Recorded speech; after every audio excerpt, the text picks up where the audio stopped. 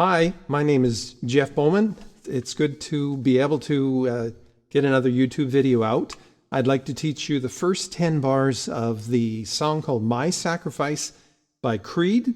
I did this video quite a few years ago and have now been able to start doing these videos on my own. And with further ado, here we go. So when it comes to playing this song, the tuning is based on a D power chord or D5. Big sound. In order to achieve that, you have to down tune your first string 2 frets to D, up tune your second string 3 frets to D, and your third string up 2 frets to A, your fourth string remains the same, fifth string remains the same, and your sixth string goes down 2 frets to drop D. One comment many years ago that came to me from a man who was an acoustic guitar player, I believe he broke his second string trying to get up to a D. You definitely have to realize that this was played on an electric guitar. So the string weight difference is pretty substantial. I use a set of 9 to 46s, which is unusual from it typically being 9 to 42s. But the second string can sustain being able to be tuned up 3 frets in distance. So try to do this tuning on an electric guitar or replace your steel strings on your acoustic to a set of electric strings, which are much lighter. So the arpeggio starting is played with the idea of putting on a power chord shape. A lot of guitar players have this sprawled pointer finger, ring finger operation of power chords. And what you'll be doing is touching your pointer finger on the 2nd fret string 5, ring finger on the 4th fret string 4, and the baby finger on the 4th fret string number 5. Picking pattern will end up going strings 5, 3, 4, 5, 1, 2, 3, 4, and then 5th string open. That's your first set. Then the hand gets dragged, like literally dragged up, because you can hear on the original soundtrack that Mark Tremonti, I believe, is doing it intentionally to do that string talk, as sometimes it's referred to. Keep the same shape up here on 10 of string number 5, 12 of string 4, and 12 of string 3. And the arpeggio then would become 5, 4, 3, 2, 2, 3, 4.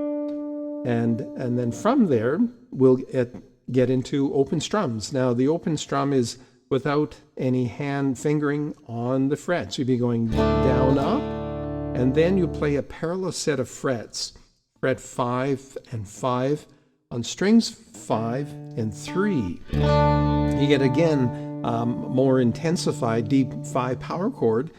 After you strum that, pull the fingers backwards to 4 and 4, strum them all again, and strum that a second time, and then come forward to the 5, and you'll strum that a second time. Now, in telling you the amount of strums, you've got to realize that the song has been segmented into 4 subsections per one beat. Those are called 16th notes.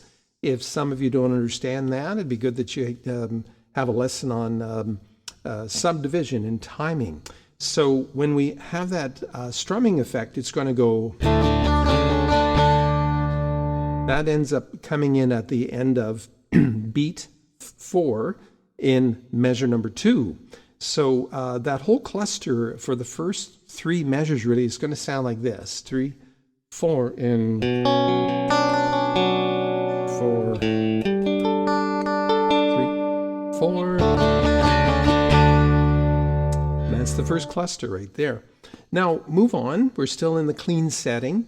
We're still going to be strumming the 5-5 strum at the end of bar number 3.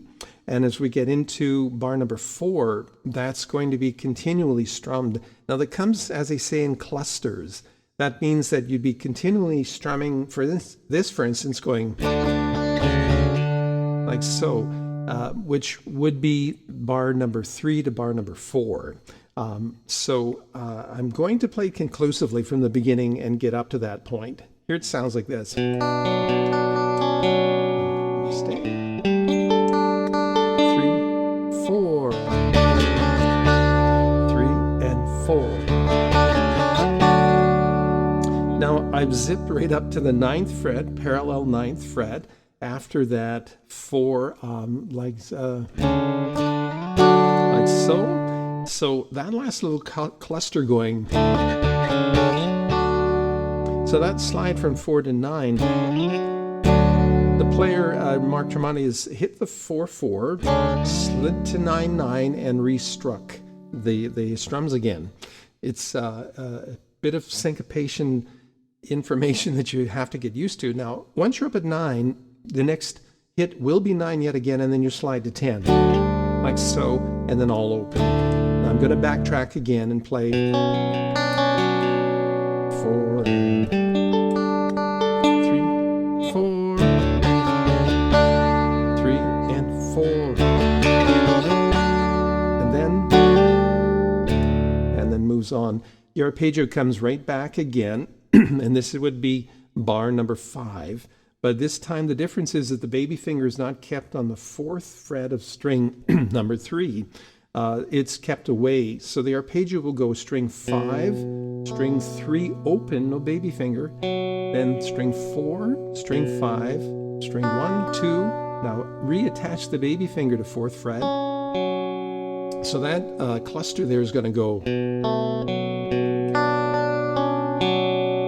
I'll do it once again. Without the mistake. So that's a subtle difference at that point. And then your final clean arpeggio, you'll be back up at 10, 12, 12, 0, 0, 12, 12. And by that time, you'll hear in the soundtrack this feedback explosion about to introduce the next section of the song. Now, the next section we'll move on to here is where the guitar is distorted. On the soundtrack that I provided for you, the distortion was a separate track. So if I were to be playing it live, I would need a pedal. And I love pedals, as we all do. When I was doing the soundtrack, it was being done in my Logic program. The distortion was being rendered by my Antelope Interfaces distortion amps. They're amazing.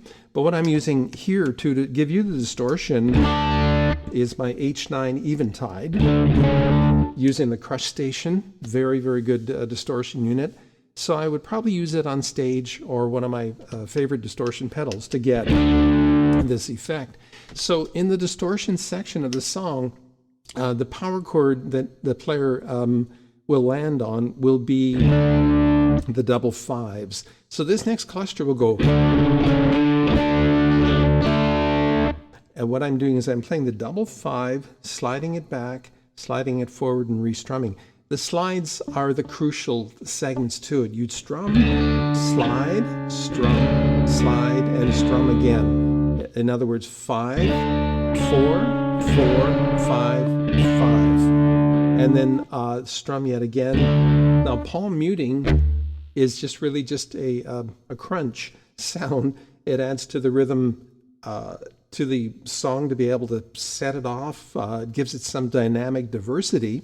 Now, after I do that palm mute, I'm going to be on 4/4, still strumming it and sliding to 5/5, and then restrumming everything, palm mute again, and then go back to strumming 5/5, but slide forward 2 frets to 7/7, and pull back to 5 at that moment. Now, it's not done yet. You will restrum your 5/5, pull back, 4/4, 5, slide back to 5, and then strum everything. That cluster will go like this: 2, 3, 4.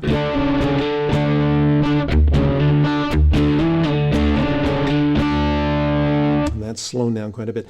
The process of strumming would be tricky because you're trying to sort of eject these differences in the strum pattern. And to some degree, I would say distortion can really mask that clarity. So I'm trying to center my strum pressure in my picking around those lower strings and not be so heavy-handed on the 2 upper sounding strings. It could be some recording magic that may have been done possibly with him recording a clean track That can give you more distinction in your distortion sound, because it becomes a monster once you're turned up really loud.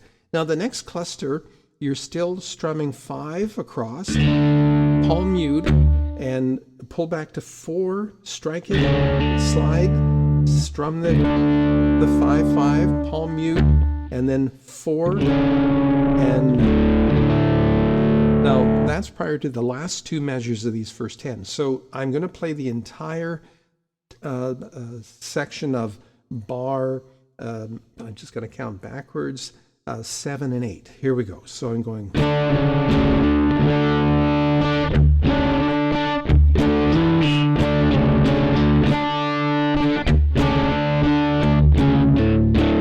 That's the entire line. Now I fall onto a power chord of B, which is what started the song to begin with, but now we're using it in the distortion mode. So you play it once, that's the first beat of bar 9, and then add your baby finger, strum everything, you just get that big wash of dissonance, but it's pretty cool. Now the amount of strums beyond that are going to be quite plentiful. On the second beat, you'll strum down on the beginning of it, and then up strum, down, up, down, and then strum onto your 4th beat. Now you got to hear it in motion. Here's the first beat, 1, 2, and after that, then I'm going to make my slide up to my 10, same chord shape as you did at the beginning,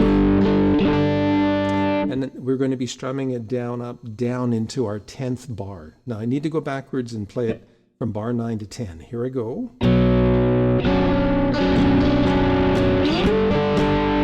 I'll do it again. Well, that's the beginning beat on bar 10. And to finish it, bar 10 I'll do inclusively, which will be beat 1, 2, 3, 4. That'll be the beginning power chord of bar 11. So bar 9, 10, 11 will sound like this.